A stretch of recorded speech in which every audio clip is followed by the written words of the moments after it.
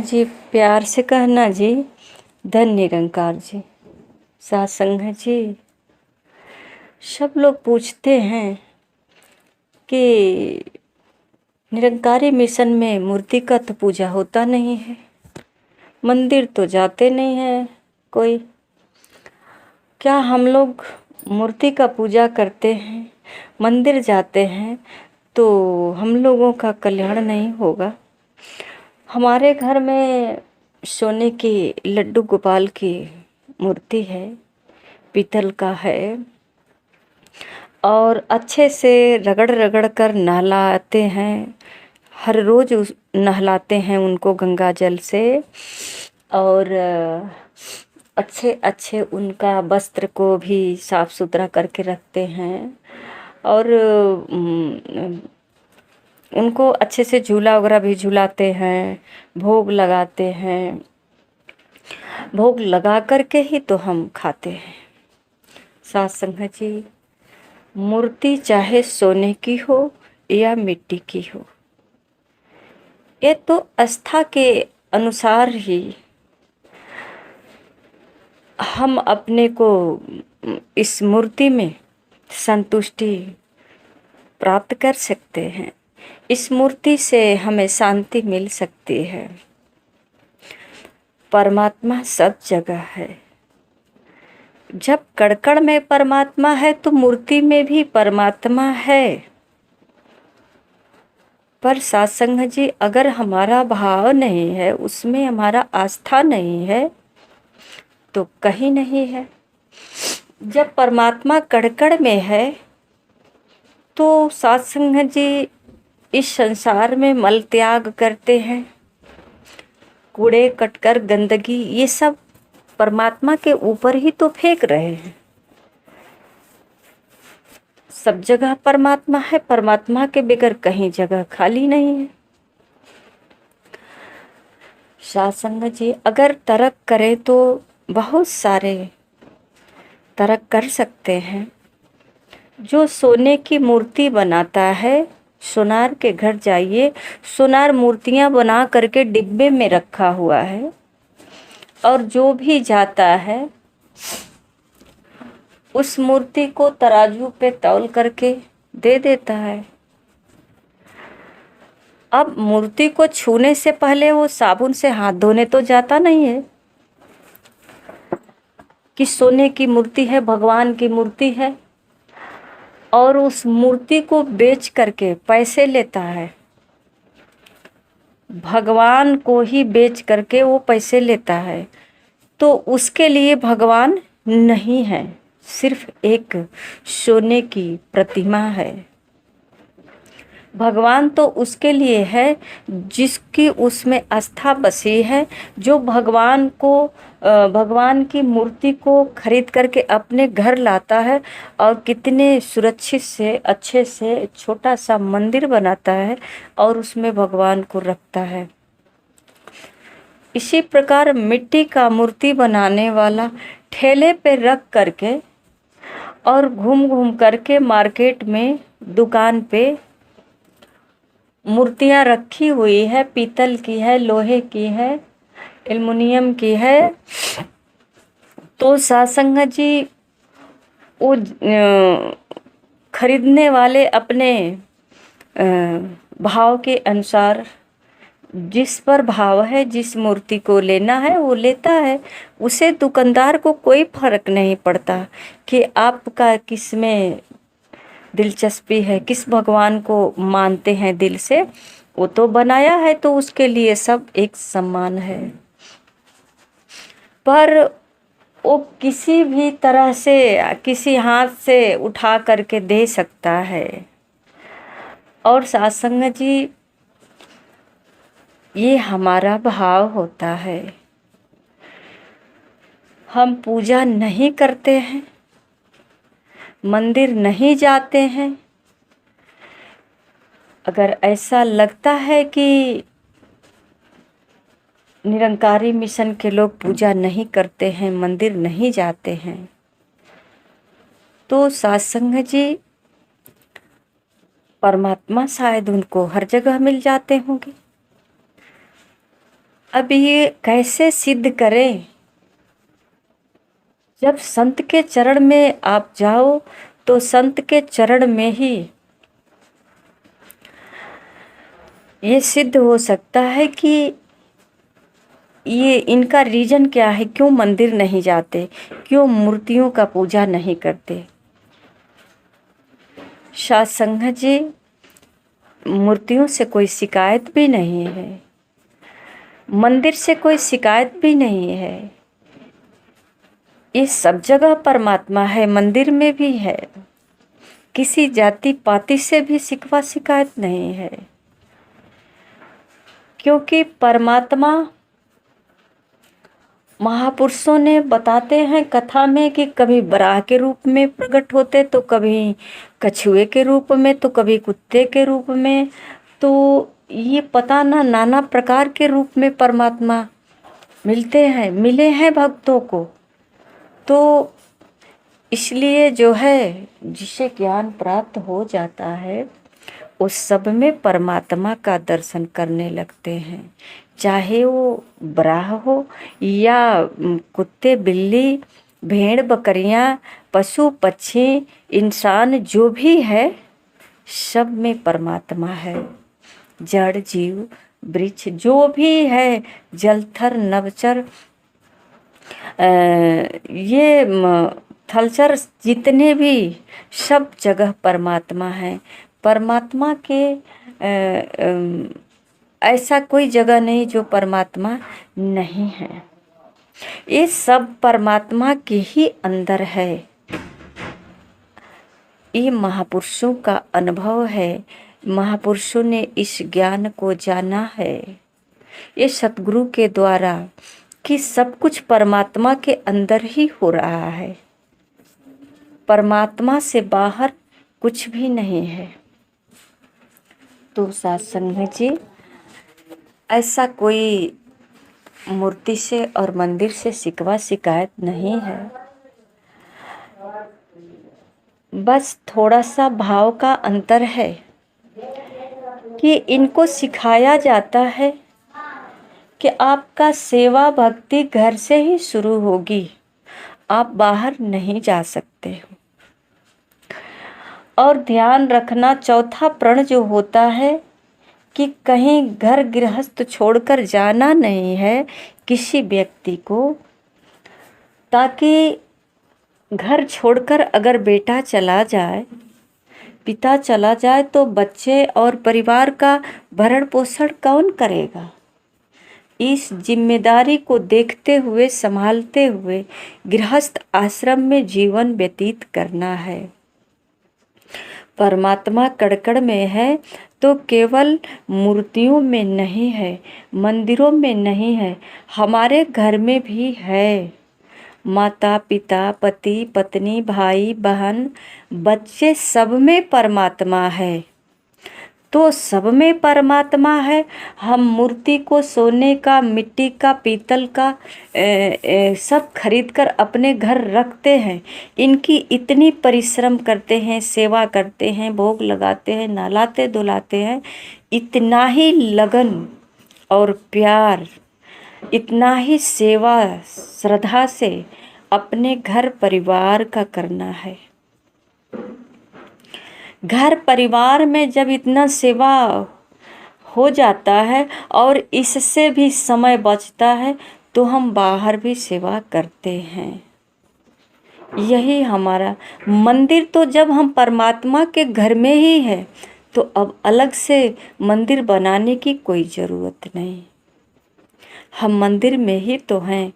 हमारे भीतर बाहर सब जगह तो जब परमात्मा विराजमान है, तो फिर मंदिर कहाँ बनाए? कौन सी जगह खाली है जहाँ मंदिर बना करके परमात्मा को रखा जाए?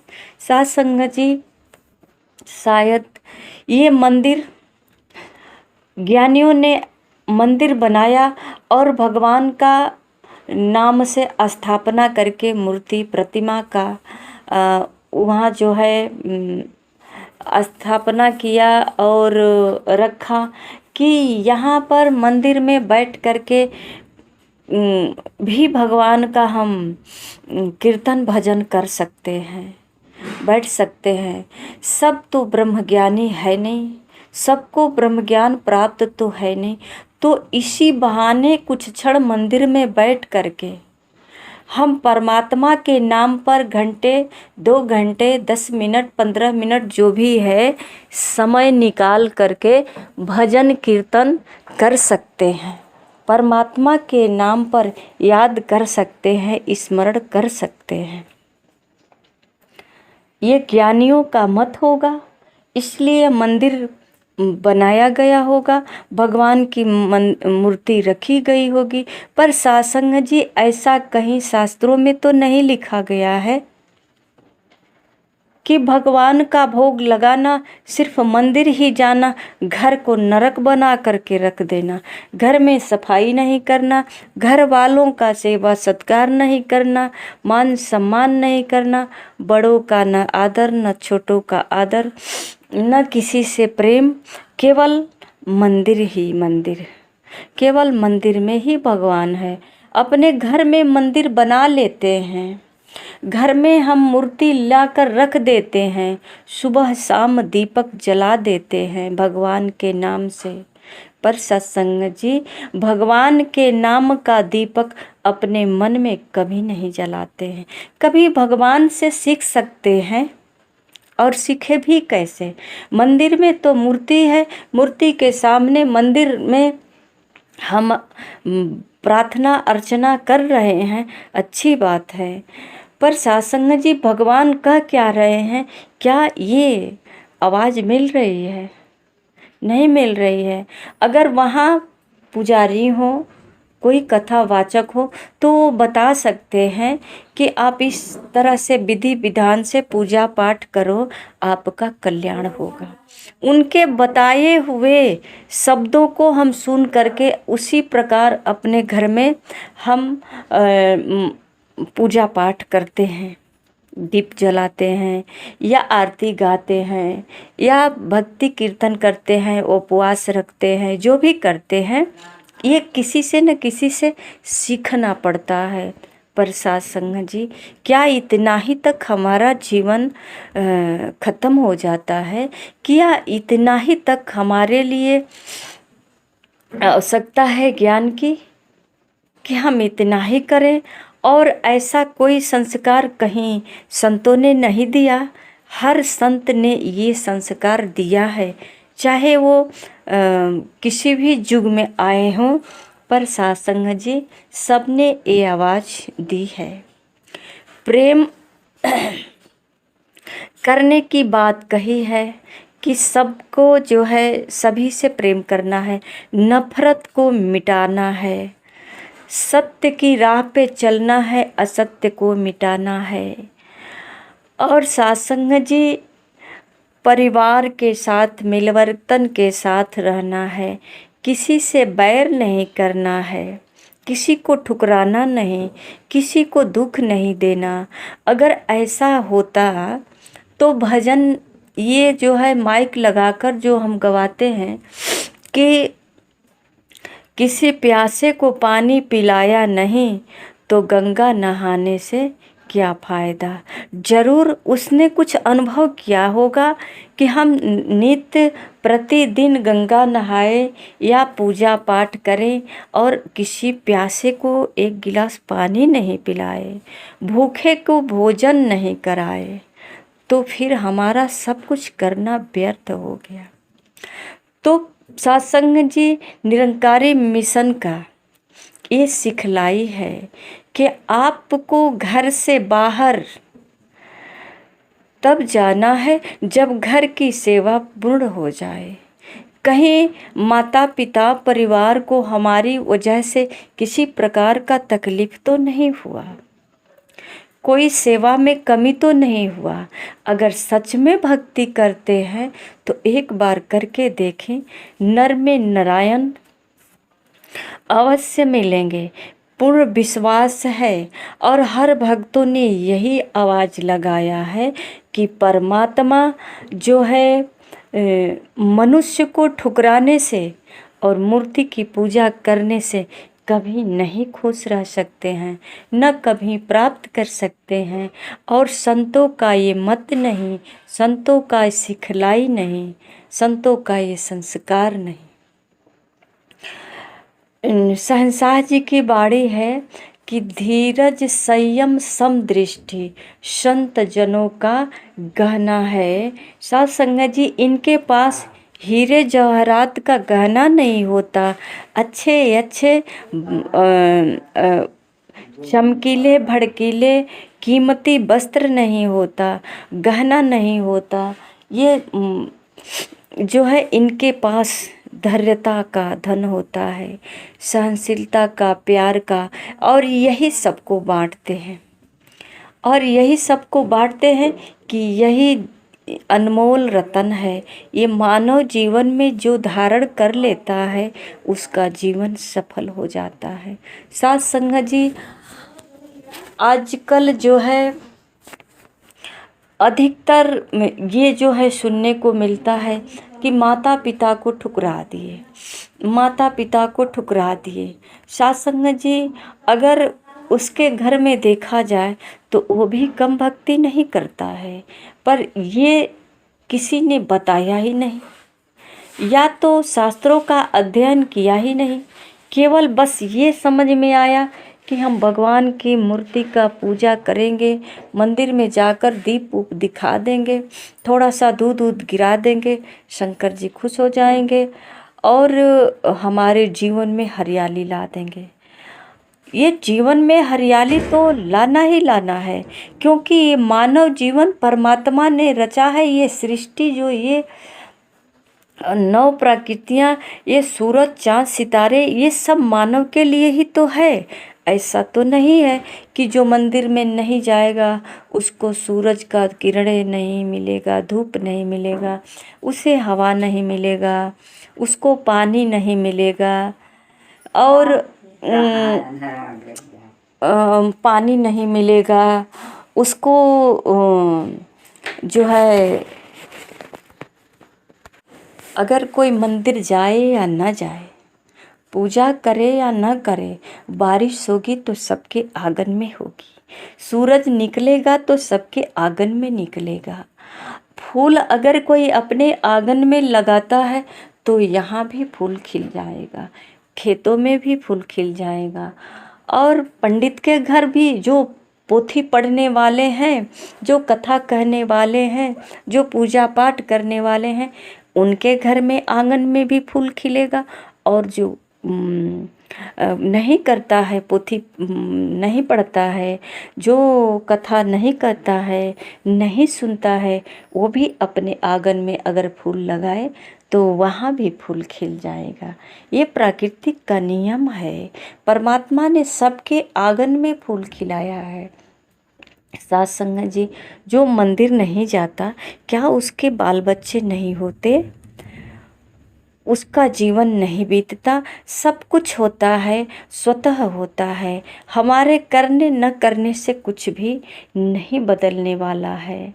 साथ संगत जी, अगर हमें ऐसा लगता है कि हमारे करने से कुछ बदलता है तो ये प्राकृतिक का नियम तो नहीं बदल सकते, लेकिन हाँ कुछ बदलता है, संस्कार बदलता है, हमारा विचार बदलता है।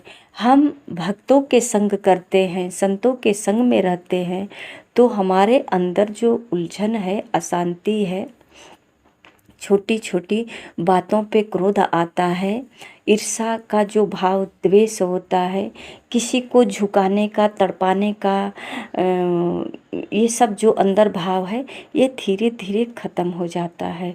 सबके प्रति इसमें दया हो जाता है, मन में बदलाव आ जाता है। ये संतों का संस्कार जो है धीरे धीरे प्रभाव पड़ने लगता है। हाँ कुछ बदलता है तो ये भाव बदल जाता है, भगवान के प्रति या संसार के प्रति, हर प्राणी के प्रति भाव बदल जाता है इन संतों के प्रभाव से। और इसी भाव बदलने से हमारे पास सब कुछ बदला हुआ लगता है। अगर थोड़ी सी छोटी मोटी तकलीफ़ें भी आती है तो हमें महसूस नहीं होता, क्योंकि अब विचार बदल गया होता है, भाव बदल गया होता है। अगर किसी ने कुछ कहा भी होता है तो यहाँ अब बदले की भावना नहीं होती, बल्कि प्रयास होता बदलाव की, कि ये इसका ज्ञान ठीक नहीं है, इसको आगे चल के बहुत तकलीफ होगी, ये अज्ञानता में ऐसा कह रहा है, क्योंकि अब मेरा भाव बदल चुका होता है। अब किसी के प्रति बैर नहीं होता, द्वेष नहीं होता। ये परमात्मा का नियम है। सृष्टि जो चल रही है हमारे चलाने से नहीं चलती है। ये परमात्मा खुद करन करावन हार है। ये सोना जागना, घूमना फिरना, हंसना बोलना सब इनकी बनाई हुई नियम है। ये कोई इसमें अपना जो है चतुराई, बुद्धि, विवेक नहीं लगा सकता, ना ही इसमें किसी का काम कर सकता है। अगर ऐसा बदलाव होता, अगर हो जाएगा, तो वो परमात्मा से बड़ा हो जाएगा। परमात्मा का जो विधान को बदल देगा, सासंग जी, ऐसा कौन है जो परमात्मा के संविधान को बदल दे, परमात्मा के नियम को बदल दे? ऐसा कोई नहीं है। अगर ऐसा लगता है कि बदल जाएगा, तो ये हमारा भ्रम है, यही हमारा दुख का कारण है, यही तकलीफ है, इसी से हमारा समय का बर्बादी है, यही उलझन हमारे जीवन के लिए एक जाल है, जाल। सत्संग जी, प्यार से कहना जी, धन्य निरंकार जी।